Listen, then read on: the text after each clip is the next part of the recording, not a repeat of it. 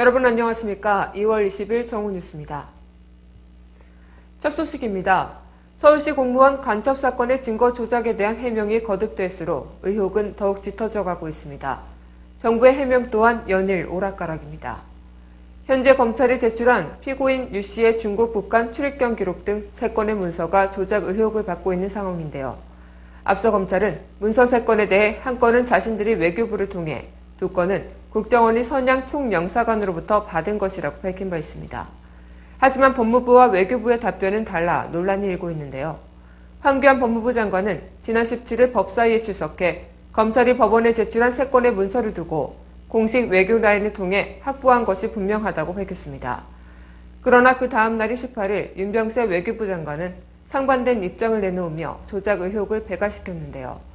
두 사람의 발언이 정면 배치되면서 혼선이 일자 황교안 장관은 어제 외교부 장관이 말한 것도 맞고 제가 설명드린 것도 맞는 내용이라고 주장하며 서둘러 진화에 나서기도 했습니다. 출입경 기록의 경우 외교 경로를 통해 중국으로부터 사실 확인서를 받은 것으로 모두 외교 경로를 거친 것이라는 것입니다. 민주당은 이러한 오락가락 답변에 대해 황 장관의 답변이 늘 바뀐다며 강하게 질타했습니다. 황 장관은 이에 대해 그렇게 이해가 됐다면 아쉽지만 충분히 설명할 기회가 없었다고 일축했습니다. 다음 소식입니다. 검찰이 23년 만에 재심에서 무죄가 선고된 강기훈 씨 유서 대필 사건을 대법원에 상고했습니다. 강기훈 씨는 지난 13일 법이 무죄를 선고할 당시 기뻐하기는커녕 검찰이 어차피 상고할 것이고 검찰과 법원은 반성을 하지 않는다며 냉소적인 반응을 보인 바 있는데요. 서울고가 유서 대필 사건의 당사자인 강 씨에 대해 대법원에 상고했다고 밝혔습니다. 과거 대법원 판결에서 유죄 증거로 채택됐던 국립과학수사연구원 필적감정 결과의 신빙성을 재심 재판부가 배척하면서 무죄를 선고했기 때문에 다시 한번 판단을 받아볼 필요가 있다는 것입니다. 앞서 지난 13일 재심 재판부는 1991년 국과서 수석감정인이 작성한 필적감정서는 신빙성이 없다고 판단해 강 씨가 김 씨의 유서를 대필했다는 혐의에 대해 무죄를 선고했습니다. 단신입니다.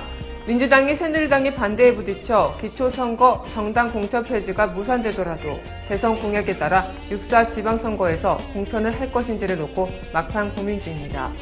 새누리당은 지난 18일 6.4 지방선거부터 상향식 공천을 전면 도입하기로 결정하며 정당 공천 폐지 대선 공약하기를 기정사실화했습니다.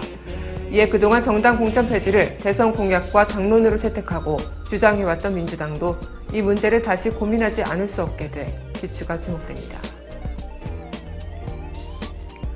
통합진보당 이석기 의원이 내란 음모 혐의로 징역 12년을 선고받은 것에 대해 39%의 국민들이 정권의 눈치를 본 정치 재판이라는 주장에 공감한다는 여론조사 결과가 나왔습니다. 여론조사 기관인 사회동향연구소는 지난 18일 전국 성인 남녀 900명을 대상으로 실시한 여론조사 결과 응답자의 39%가 재판부가 정권의 눈치를 보고 정치 재판을 했다는 주장에 대해 공감했다고 밝혔습니다. 공감하지 않는다에 대한 응답률은 45.3%며 잘 모르겠다는 15.7%가 답했습니다. 의료민단체들은 어제 오전 11시 서울 광화문 광장에서 보건복지부와 대한의사협회의 의료민영화 밀실야합을 규탄했습니다. 의료민영화 저지와 공공성 강화를 위한 범국민운동본부는 복지부와 의협이 공동 발표한 의료발전협의회 협의 결과는 의료민영화를 위한 밀실야합이라며 보건의료단체 및 시민단체와 논의 없이 맺은 양측의 합의는 원처 무효라고 비판했습니다.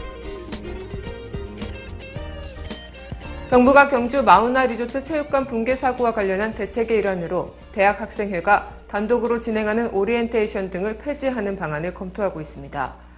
중앙재난안전대책본부는 경주 마우나 리조트 붕괴 사고 대책으로 학생회 단독 오리엔테이션을 폐지하는 방안을 검토 중이며 중대본부 이재유 총괄조정관은 안전 문제를 고려할 때 필요한 조치라며 완전한 폐지라기보다는 학교와 사전협의, 동행을 의무화한다는 지향은 방안을 준비 중인 것으로 설명했습니다. 유서 대필 조작 사건 강기훈 무죄 판결에 검찰이 상고를 낸다고 합니다. 꽃다운 청춘의 짓밟고도 모자라 병석에 누운 그를 끝까지 괴롭히는 검찰의 모습에서 인간에 대한 예의는 찾아볼 수 없는데요. 한 사람의 인생이 권력의 폭거에 무참히 짓밟히고 있는 이 현실을 우리는 보고만 있어야 할까요? 오늘 뉴스를 마치겠습니다. 고맙습니다.